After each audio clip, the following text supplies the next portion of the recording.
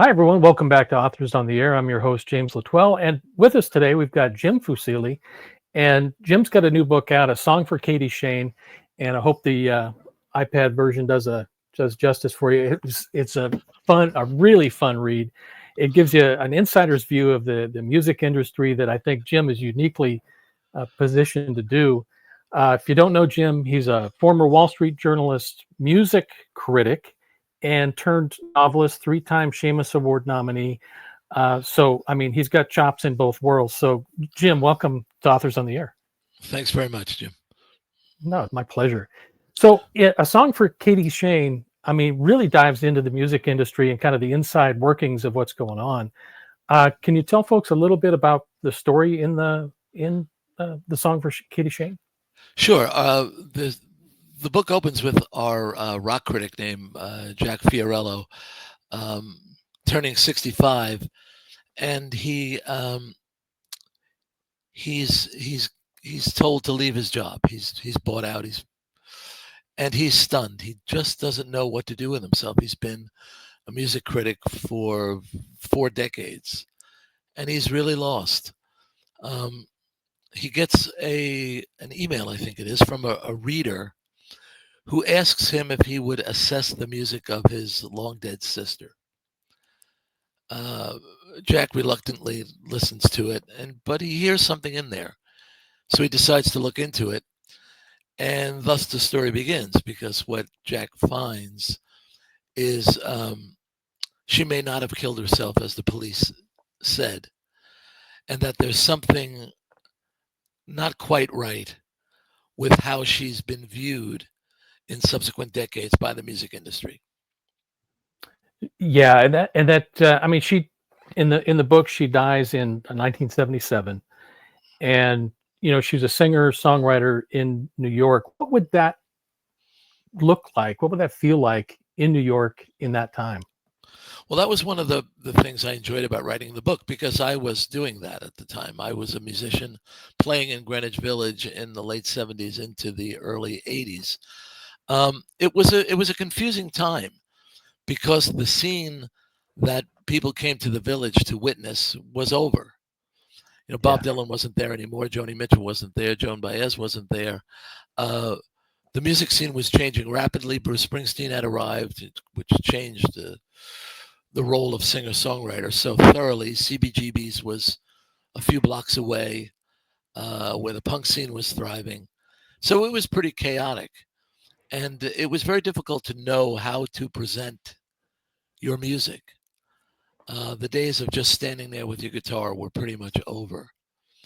And what we see in the book is that Katy recognized that. She was trying to change her style of presentation. And that put her in contact with some people who probably could have helped her quite a bit, but in fact exploited her. Yeah. We learn about that, and like so many musicians of that time, and even contemporarily, they think Nashville is going to be the next lodestar for folk music and that kind of thing, and she gets pulled down there, and you see what happens to her, and so many musicians get just chewed up in that Nashville environment. What's your thought on people looking at that and failing grandly in Nashville? Well, at that time, that would have been a logical thing to do, because Bob Dylan had gone to Nashville, and Neil Young had gone to Nashville, and so many country singer-songwriters were writing great material that could easily have crossed over into the pop world. So that was probably a very exciting place to be, and a logical move for somebody like Katy, because the song was still king in Nashville, Right. as it is today. But Nashville is. I've been to Nashville probably 30 times in my life, and it's a very hard-boiled town. I don't, and this could be completely an outsider's perspective. I never felt particularly warm friendliness in that city. I think it's a stone cold business city, and rightfully so, because the best of the best are there.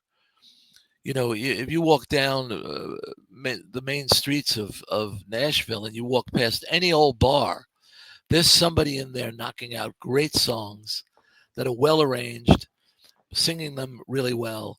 And then you walk 10 feet to the next bar and there's another person doing that. The competition is very intense. And I think if you were somebody who came in the 70s, late 70s, early 80s, came out of Greenwich Village, which was still a pretty loose environment, pretty friendly. The competition was, in my opinion, friendly. There was a lot of collaboration. And you went into Nashville, you would have been really unprepared for that stone cold way of doing business. Yeah, I get the sense of that, and I've heard that from other people in the business that have had clients or themselves have tried to make that hit down there and go to the Bluebird Cafe and that kind of Sure. thing. It's just a different environment. Yeah, the story I tell is that if I were to interview someone in New York and I saw them on the street later in the day, they would give me a big welcome. I've interviewed people in Nashville, seen them on the street, and they've not said hello to me because the business was complete. Yeah. We had set aside a certain amount of time to conduct an interview so they could promote their material. Right. And that was finished. They weren't looking for a friendship. They weren't looking for any sort of cordiality. And it took me a while to adjust to that. Now I kind of respect that. There's no artifice there. But That's true. Katy, I think in the book, she wants to be hard-boiled, Katy, but she's a sensitive soul. You see that in her songs, and you see that in her interpersonal relationships. And so I think for me as a writer, it was fairly easy to have a vision of her being exploited. Yeah. No, I think you brought that across really well with her drive to succeed, but also that sensitivity that she has. And I think that really came through in the book.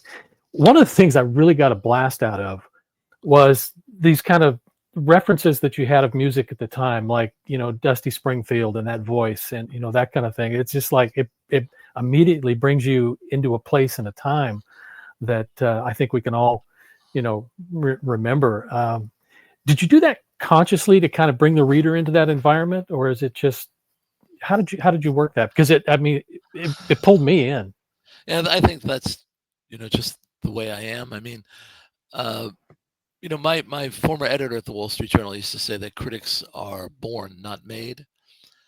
And I always thought of my column as the equivalent of stopping people on the street and telling them something exciting that I heard or a show I had seen. Just I happen to have hundreds of thousands of readers in the journal. But I've always thought that the things that happened to me within the industry or the music that I heard and liked, I wanted to share as quickly as I could. And so, now you have the situation of Jack Fiorello, who is, as we find out in the book, his great passion for music began during a difficult childhood. He still finds succor and comfort in music. Yeah. And he loves to regale people with things that happened to him. Not out of any ego way. He's just happy to have been there and he wants to tell you about it. Conversely, you may have noticed that when Jack is insecure, he kind of puffs up and plays the very serious critic. I mean, there's a scene at a party where some guy has Steely Dan playing on his stereo, and Jack goes off on this rant about what's wrong with Steely Dan. Yeah. And the poor man is just standing there just trying to have a conversation with him. So, yeah, I mean, I do. There were certain parts of the book where I thought I could say something about artists I thought were underappreciated. I think there's stuff about Phoebe Snow in there, for example, who I think is just was terribly undervalued as an artist. And a lot of the anecdotes in the book actually happened to me. I would say 50% or more of the things that happened to Jack within the industry actually did happen to me. Oh, that's great. That puts a lot in context. Now, Jack Furillo is such a great character. I mean, like you've mentioned, he's been put out to pasture from a career that was his life, and he identified with that. That was his identity. How did you go about creating that on the page? Because I mean, you could feel his mourning and his grief over this life that he just lost. Yeah. I first of all, the Wall Street Journal would have never treated me the way Jack is treated by his newspaper. Right. And I know that I probably shouldn't say that because it's probably a better marketing hook to say, oh, those people at the Wall Street Journal are very bad. But they're not. They would have never done any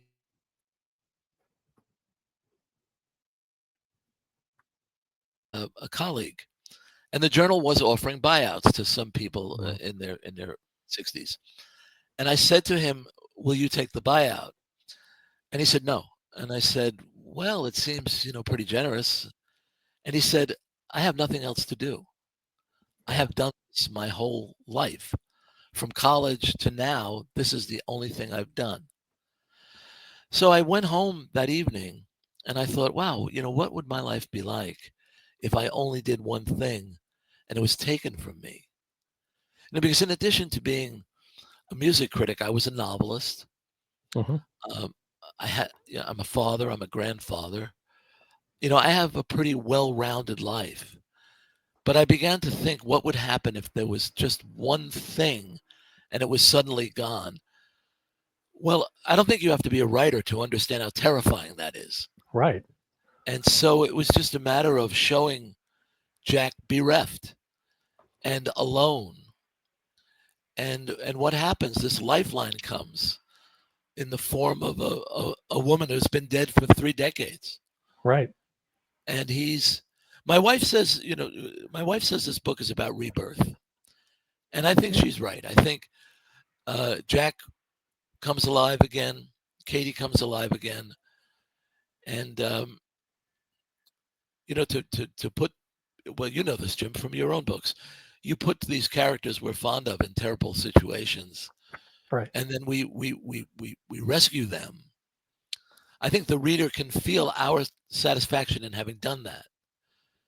I think when Y- you reach the end of A Song for Katy Shayne, um, you've made the journey with both Jack and Katy, and you're kind of pleased where it winds up. Yeah. Well, of Eh, course, ye- to get to that stage, you have to make things pretty miserable early on. that's true. But I thought it was so refreshing to see a story featuring a guy Jack's age, and it's exactly as you characterize it. I mean, this is really a story about rebirth. He finds his lifeline in Katy Shayne's story, and he just pursues that and ends up finding justice for Katy. But I thought that approach was just so unique, and it to me it felt fresh, and I mean I really enjoyed his travails as he went through the story. Well, thanks for that. I had noticed that I had written 9 previous novels, and in every instance, my protagonist was younger than me by several decades. And I confess that I do think young. I do have a kind of lifestyle that I had 20 years ago. I haven't changed all that much. Right. Physically, I have, but not psychologically. But um, I wanted to write about somebody my age who has had the life experiences and the blows and the attempts to recover. Um, the other problem, of course, for Jack is that in the pursuit of his career, he and his wife never have children. Right. They're hardly together. She's an international communications expert, and she's always traveling.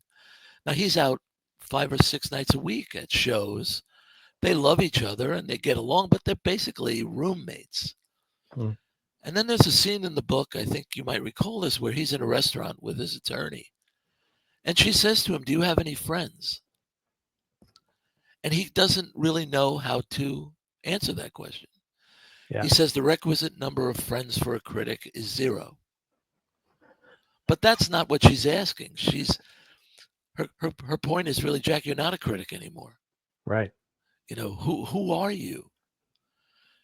Well, if you create a character like that and you have any sort of visceral relationship with your writing, if you're writing from an emotional perspective, you can get that across to the reader, and the reader will be sympathetic for it.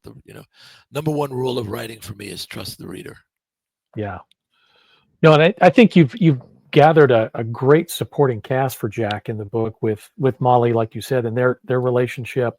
I mean, she's very supportive and helps him kind of work through, what he's going through with, after leaving the critic job. But then the characters that you have that were the editors at the Observer, I mean, were completely reprehensible in a corporate way, and you just, you really are rooting for Jack to kind of get over on them.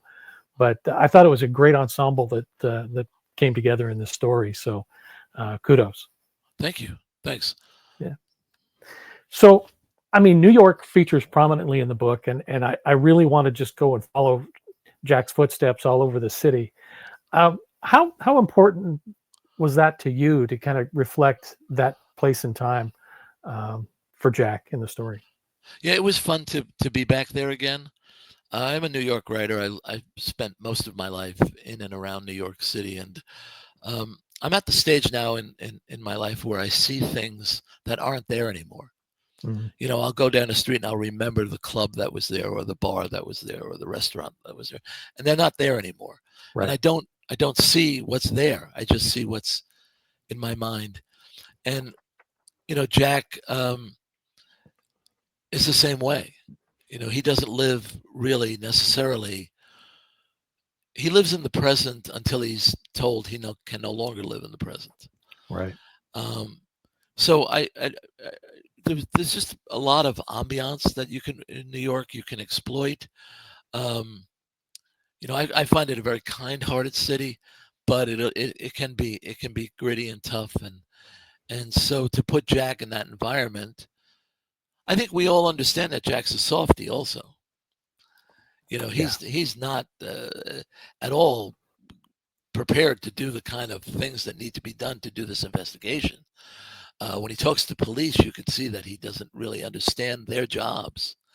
And he exposes himself repeatedly because he doesn't understand the dangers. Well, if you do that in New York, it's great because you've got dark alleys, you've got dark streets, you've got the perception that something terrible is about to happen. Right. It was a little bit more dangerous to do it, more difficult, I shouldn't say dangerous, to do it in Nashville. I mean, the big scene in Nashville takes place at a senior residency. Right. It's like a country club.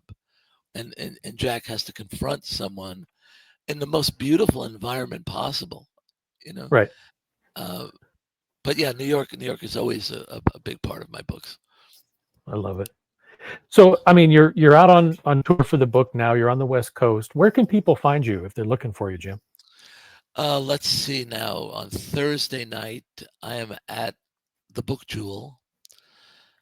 And then Saturday afternoon, I'm at Book Carnival in Orange. Right. And I think we might resume the tour after Labor Day. I think we might. The book is starting to get a little bit of attention, a little bit of momentum behind it. And I think there's going to be additional opportunities. I mean, I have some meetings out here that are pretty exciting. Good deal. No, I hope it does. Yeah. Was that an obscure enough answer? that was enough of a hint where I think I know where you're going, and I hope it works. I'm harboring. I'm terrible with secrets. I really am. Nobody should ever tell me anything. Trust you with secrets. I love it. No, I wish you the best of luck on Song for Katy Shayne. It was a fun read. It just brought you into that environment. What's next for you, Jim? Well, again, this is something in that's very fluid right now. I have another book completed, another crime story, much like Katy and much like the predecessor, The Price You Pay, heavily autobiographical.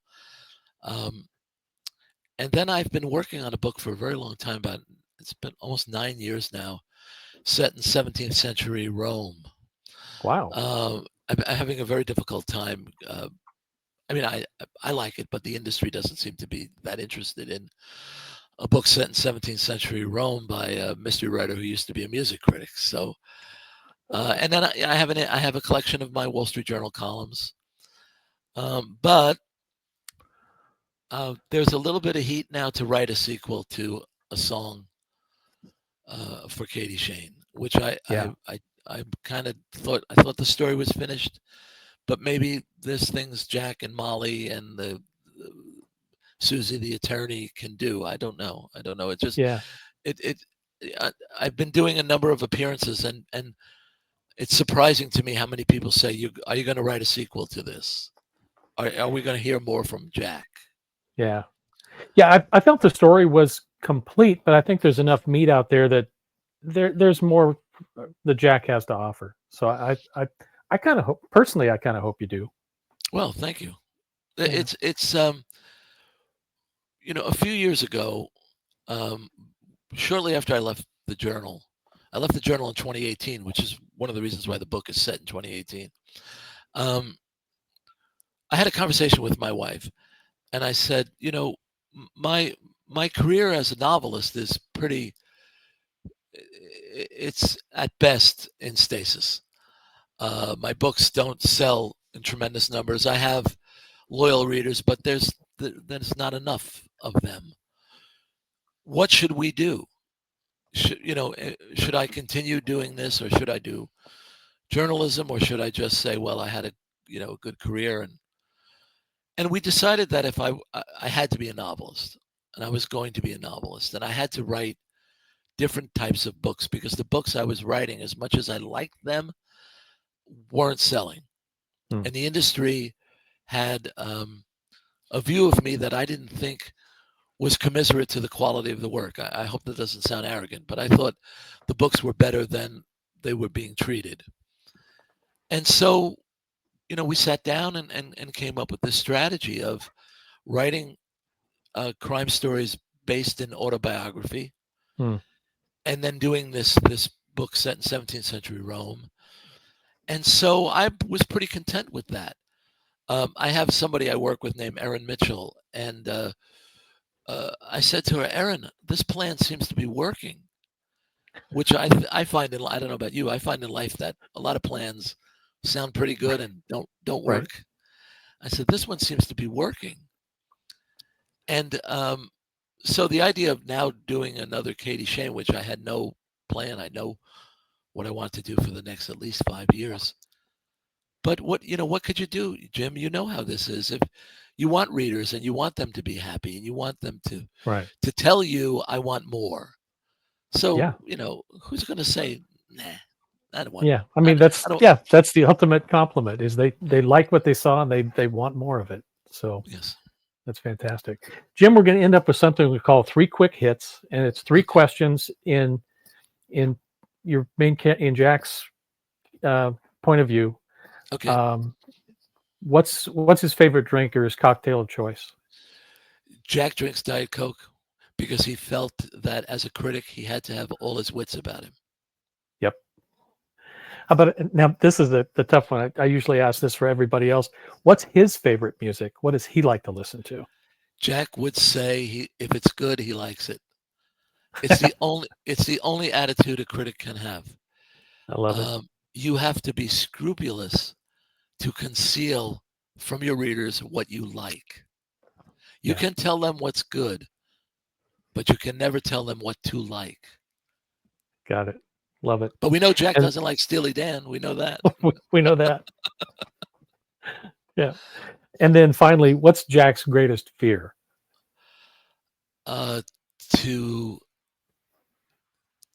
To not. Well, Jack's biggest fear happens. His dream is taken from him. Yeah. He's left alone. As he says to his wife at one point, you would have never loved that little boy in Queens. Huh. And that's Jack's fear.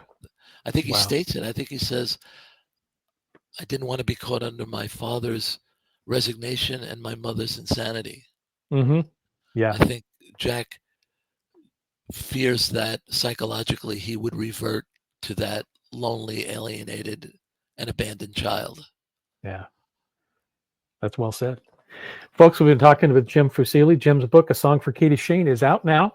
You're going to want to get this because, I mean, if you love music at all, like we do, this one puts you right in that environment. It's a great story, great characters, and I think you'll get a bang out of it. Jim, thank you so much for spending a little time with us here on Authors on the Air. Well, thanks for having me, Jim. All right, you take care. We'll see you soon. Okay.